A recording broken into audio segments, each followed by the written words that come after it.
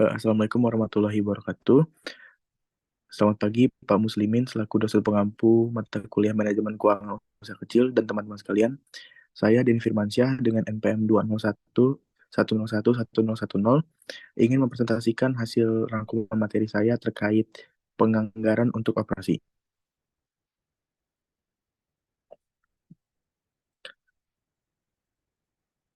Materi dimulai dengan definisi tujuan anggaran operasional.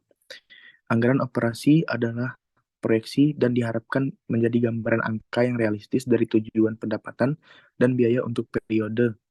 Biasanya, anggaran operasional dibuat selama 1 tahun atau per bulan.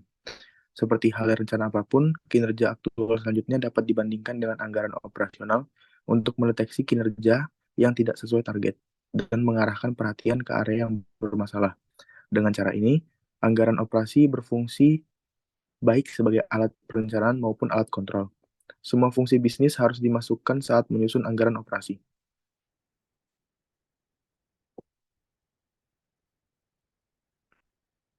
Selanjutnya ada tanda-tanda dari ketidakefektifan anggaran.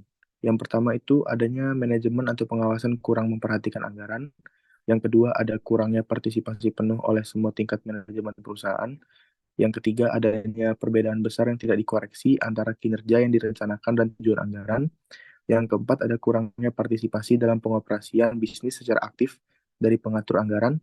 Dan yang terakhir ada manajer tidak mengetahui bagaimana anggaran mereka ditentukan.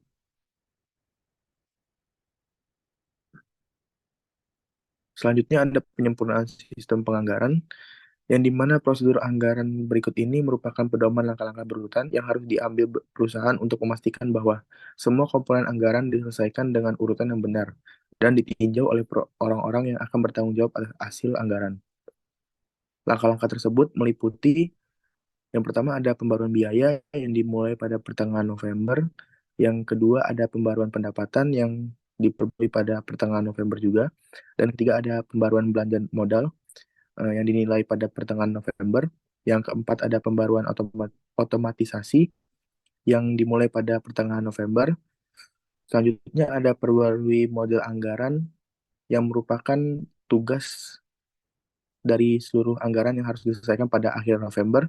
Yang keenam ada tinjau anggaran yang merupakan bentuk cetak anggaran dan lingkari jumlah yang dianggarkan untuk tahun berjalan. Yang ketujuh ada merevisi anggaran berupa revisi anggaran, cetak ulang, dan tinjau dengan presiden. Yang kedelapan ada mengeluarkan anggaran, yaitu berupa ikatan anggaran dan keluaran dan keluaran soft file kepada tim manajemen. Dan yang terakhir ada perbarui basis data akuntansi. Selanjutnya ada akuntansi pertanggungjawaban. Akuntansi pertanggungjawaban berarti menyusun sistem dan laporan untuk menyoroti akuntabilitas orang-orang tertentu. Prosesnya melibatkan penugasan akuntabilitas ke departemen atau fungsi di mana tanggung jawab atas kinerja berada. Akuntansi pertanggungjawaban tidak boleh dibatasi pada satu tingkat manajemen saja, tetapi harus mengukur kinerja yang diharapkan di seluruh hierarki bisnis. Berbeda dengan akuntansi keuangan, akuntansi pertanggungjawaban tidak hanya mengelompokkan biaya-biaya serupa, melainkan membagi bisnis menjadi pusat-pusat tanggung jawab yang berbeda. Proses pengukuran ditetapkan untuk membandingkan hasil yang diperoleh dengan tujuan yang ditetapkan sebagai segmen sebelum akhir periode rencana atau anggaran. Tujuan ini merupakan bagian dari anggaran operasi dan terdiri dari target operasi untuk setiap segmen bisnis. Pada pembagiannya, akuntansi pertanggungjawaban dibagi sebagai berikut. Yang pertama ada mengembangkan pusat tanggung jawab, yaitu bentuk ukuran standar yang dapat berupa satuan kecil atau operasi atau mesin atau sebagai seluruh kesatuan bisnis. Biasanya bisnis dipecah menjadi sejumlah besar pusat atau segmen yang mewakili hierarki, otoritas, dan tanggung jawab bisnis. Yang kedua ada meletakkan biaya. Aspek penting lain dari akuntansi pertanggungjawaban adalah akumulasi biaya. Akuntan telah memberi label jenis biaya standar yang ditetapkan sebagai berikut. Yang pertama ada biaya tetap, biaya variabel, dan biaya semi variabel. Sistem yang paling efektif mungkin akan dihasilkan ketika manajemen yang bertanggung jawab telah menjadi peserta aktif dalam penentuan alokasi biaya dan pemeliharaan sistem pelaporan. Yang ketiga ada memproyeksikan pendapatan. Dasar dari semua proyeksi pendapatan adalah perkiraan penjualan. Banyak perusahaan memulai proses anggaran operasi dengan terlebih dahulu menghasilkan ramalan penjualan. Ramalan penjualan diledakkan dengan penambahan waktu lead dan lag sehingga jawaban jadwal akan didapatkan oleh departemen yang dibuat. Penjadwalan kegiatan departemen kemudian digunakan untuk membuat anggaran operasi. Selanjutnya ada pelacakan pemeliharaan anggaran. Persyaratan pertama harus berupa integrasi tujuan, yang dimana sasaran dan taktik Anda itu diterima pada manajerial yang terlibat. Selanjutnya, unsur yang sering menghambat penganggaran yang efektif adalah ketidakmampuan untuk mengidentifikasi biaya pengeluaran. Biaya yang dapat dikendalikan harus diidentifikasi dan ditargetkan jika elemen biaya tak terkendali. Elemen terakhir dalam perencana pelacakan anggaran adalah analisis dan laporan varians.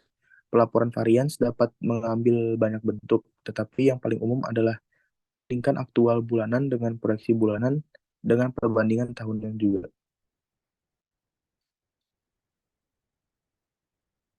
Selanjutnya ada sistem anggaran interlocking, yang dimana anggaran itu dirancang dengan baik sebagai bentuk jaringan spreadsheet yang kompleks yang memperhitungkan aktivitas hampir semua area dalam perusahaan. Anggaran pendapatan berisi angka pendapatan yang diyakini perusahaan dapat dicapai untuk setiap periode laporan yang akan didatang. Perkiraan ini sebagian berasal dari anggota staf penjualan yang bertanggung jawab atas perkiraan tingkat penjualan untuk produk yang ada di wilayah mereka saat ini. Estimasi untuk penjualan produk yang belum dirilis atau untuk produk yang sudah ada di pasar akan berasal dari gabungan staf penjualan dan pemasaran yang akan menggunakan pengalaman mereka dengan penjualan produk terkait untuk memperoleh estimasi. Kekeliruan terbesar dalam anggaran apapun adalah memaksakan anggaran pendapatan dari tingkat manajemen puncak tanpa masukan apapun dari staf penjualan. Hal ini dapat menghasilkan anggaran seluruh perusahaan yang disesuaikan dengan tingkat penjualan yang memungkinkan besar tidak akan tercapai. Selanjutnya ada keperluan pembaruan anggaran. Anggaran fleksibel atau variabel harus tetap terkini sehingga target realistis dan secara akurat mencerminkan penyimpangan dari biaya yang diharapkan. Anggaran menjadi ekspektasi untung dan rugi masing-masing departemen berdasarkan akuntansi pertanggungjawaban.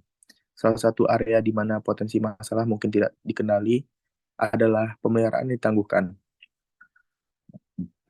Ketika peningkatan output atau keuntungan sedang ditekankan, perawatan berkala seringkali ditunda untuk menjaga agar roda tetap berputar.